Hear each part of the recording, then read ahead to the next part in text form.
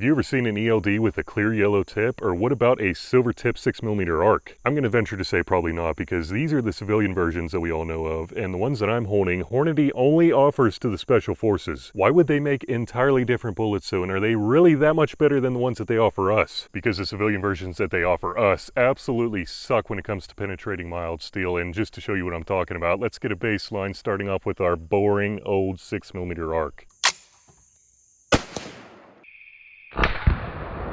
Ho ho, not even a 3/8 inch piece of mild steel. Pathetic. See, I told you they suck, and I don't think I mentioned it yet, but the other cartridge we're talking about is 6.5 Creedmoor. So let's see if our boring old civilian load can do any better than that, as well as get a baseline.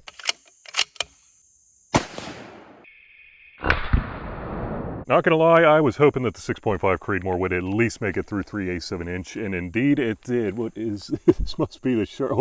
Oh! Definitely the wad that it punched out of this piece of steel here, and that looks like a very nice hole. Oh yeah. Now how about those Special Forces rounds? And you're probably wondering, what is this Special Forces bullet? It's actually a 106 grain A-tip loaded in 6mm arc, and A-tip basically stands for aluminum tip. But don't even bother looking it up, because this bullet, the bullet itself, is not even offered to the civilian market for some reason. In fact, the only A-tip that Hornady offers in the 6mm bore size to us civilians isn't even offered in a factory loading for the 6mm arc. So the 108 grain ELD-M that I was using previously is the closest alternative, and I'm wondering how the aluminum tip will do in aiding in penetration, if it will at all. Oh, we could not have asked for a closer shot placement than that, huh guys? You didn't mean to do that. Just kidding, I didn't mean for it to be quite that close. I was aiming down here, and there's a pretty good point of impact shift apparently. But also apparently, these A-tips were not designed to aid in penetration on mild steel. I mean, that one looks like it sucked too. This is a Special Forces 147 grain ELD-M loaded in 6.5 Creedmoor, just like the 147 grain ELD-M that we were shooting before. Except what has me confused about this one is that it has a clear yellow tip, if you can see that. So I don't know if Hornady changed something on the inside of this bullet, or if the clear yellow tip is some sort of exotic material, or I mean, I guess it could just be a clear yellow tipped ELD-M, just like this one. That's why we're testing it. I don't think I've seen any indication that the tip is some exotic material or anything, but it also went straight through, and surprisingly, that hole looks cleaner than the first 6.5 Creedmoor one. Let's check out the peak. Oh yeah, definitely cleaner than the first 6.5 Creedmoor one, and actually a little bit bigger too. So I guess that still hasn't answered the question of which one will penetrate more steel. I think a 1/2 inch piece of mild steel will really help separate the boys from the men, or should I say the Creedmoor from the Creedmoor, or maybe even better yet, the Special Forces from the civilians. Okay, I'm done with scenarios anyway. And while we're on the topic of civilian 6.5 Creedmoor and 6mm arc ammo, I wanted to tell you about a place that I used to stock up without really even noticing it, and that's Ammo Squared. I don't have a whole lot of time to be shopping around for the absolute best price out there. I mean, I know there are websites that will tell me the absolute best price, but typically they don't include shipping or anything like that, which ultimately usually kills the deal. So I've just found Ammo Squared service to be super convenient. Does that mean that they are the absolute best cents per round out there? 99% of the time, probably not, but I don't even have to buy a whole entire box if I don't want to. I just set aside a certain amount each week or month, whatever designation I want, let it stock up, and then Ammo Squared will send it whenever I tell them to, or they'll just store it in their climate controlled facility, which is super convenient to hide it, or not hide it, but you know, whenever the missus is getting on you about all the boxes showing up at the house, you can just never win. Damn right. What did I tell you? What did I freaking tell you? ELDs have to be some of the worst bullets on mild steel. You know, not like they were designed for mild steel or anything, but I don't know how that got through 3/8 inch, because based on how shallow that is, oh yeah, it must have barely punched through 3/8 inch. Moral of the story, if evil robots made of mild steel are coming after you, do not be loaded up with ELDs, at least the civilian ones. Let's see if those Special Forces ones are any better, not like you can really get those.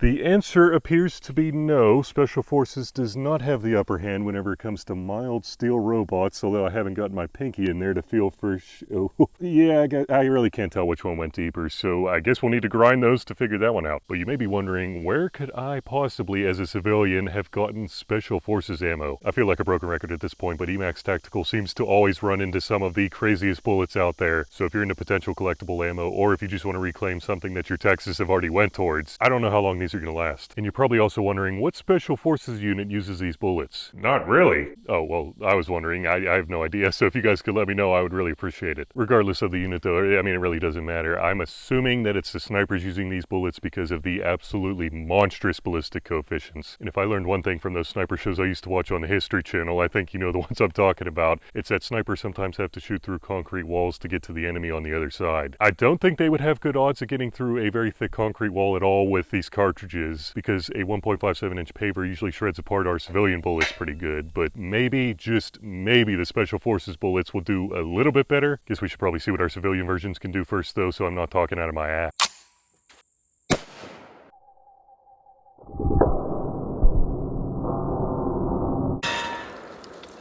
I don't even know why I waste my damn time drawing anything on steel behind concrete. I mean, as you can see, half of it just got blown off. Basically, the premise was this is Bergara the burglar. He was at large for his 10th bank robbery this month, and he didn't think we were crazy enough to shoot him through the concrete wall. Little did he know we are that crazy. But let's see if we would have gotten Bergara here. I am not seeing any new dents. I am seeing some spalling, though. As you can see, it's getting filled up right there. But definitely no new dents. Even though I said ELDs get shredded after going through concrete, I thought for sure it was going to do better than that, but maybe I'm thinking of the 6.5 Creedmoor.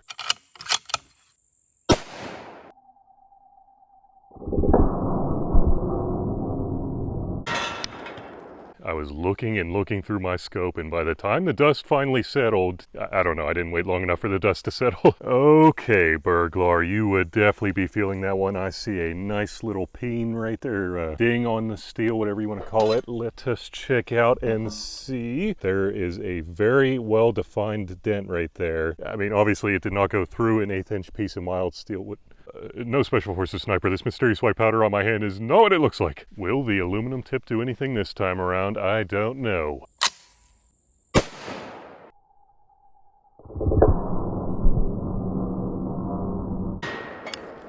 Safe to say, Bergara does not have a concrete wall to hide behind anymore. Wait, Terry, did you know you were by one of the most dangerous... You know what, forget it. What I should have said is that Bergara does not have most of a concrete wall to hide behind, as you can see by this massive piece left behind. There it goes. Now he does not have a wall for sure, but anyway, what happened to the steel? I don't see jack shit with that one. So I guess that answers that. There's no difference whenever it comes to 6mm arc on the concrete, but how about the 6.5 Creedmoor?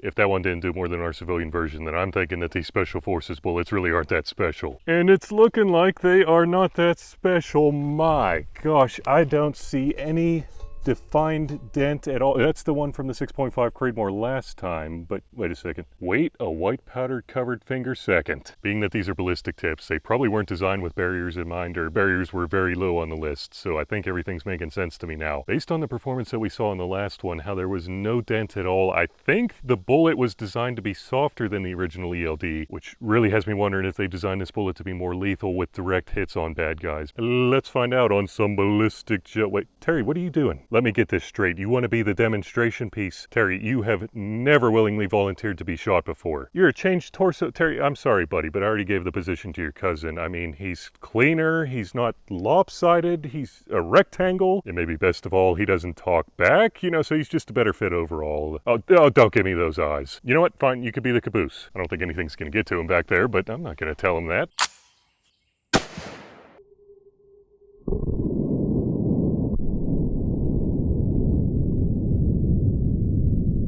Of course, the first time I bring a tarp out here and it's not being used, which, I mean, is a good thing, you know, but I decided to take your suggestion and actually bring a tarp out here for once. Let us check. I don't know what is going on here. Holy shitballs. Let me get my pinky in that. Yeah, that's a pretty tiny hole up front. Let's check out the devastation. Oh my gosh, the wound channel was so large that it came out the sides of the block right here. Or, you know, at least the temporary wound channel was that large. Looks like it started opening up about 1.5 inches in, keeps going. Massive fragmentation. Still fragmentation, probably 13 inches into the block, keeps going, and there is the bullet, probably 1/2 inch into the second block. So that is a total of 16.5 inches. Just like, is it even possible for the Special Forces bullet to do better than that? I don't know.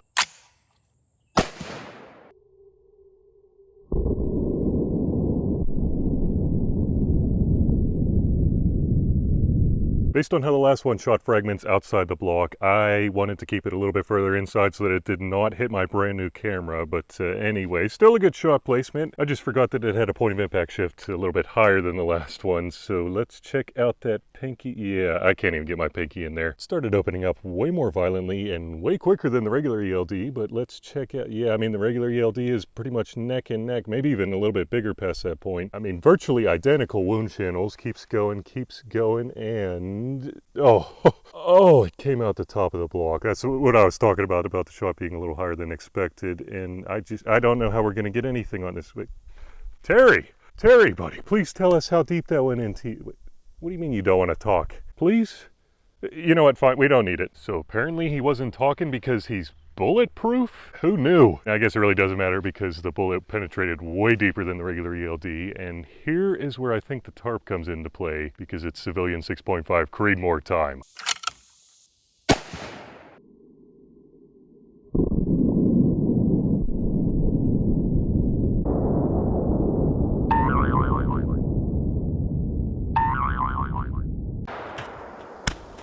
Take that, block. Worked like a freaking champ. Thanks for the suggestion, guys. Let me see if I can get this up here. Yep, I believe that is the correct orientation as well. And let's check out the entry.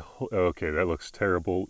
Oh yeah, freaking terrible. But it did show some promising results up here, and it looks like it opened up a little bit further into the block than the 6mm arc, probably about 2.5 inches or so. And then when it opens up, it freaking opens up. Look at that cavitation right there. Absolutely massive. Well, it tapers off pretty quickly. Seems like the 6mm arc did a little bit better down there, but anyway, keeps going. Wow, wow. There is the bullet. Let me grab my tape measure real quick, and we will see that that bullet penetrated exactly 26 1/8 inches. 26 1/8 inches. Sorry, Terry, not quite to you. Based on what we saw with the concrete, I guess that the other ELD, the Special Forces one, was softer than this one, so it should open up more quickly and create a lot larger wound channel. That is a tongue twister, but let's see if that's actually the case.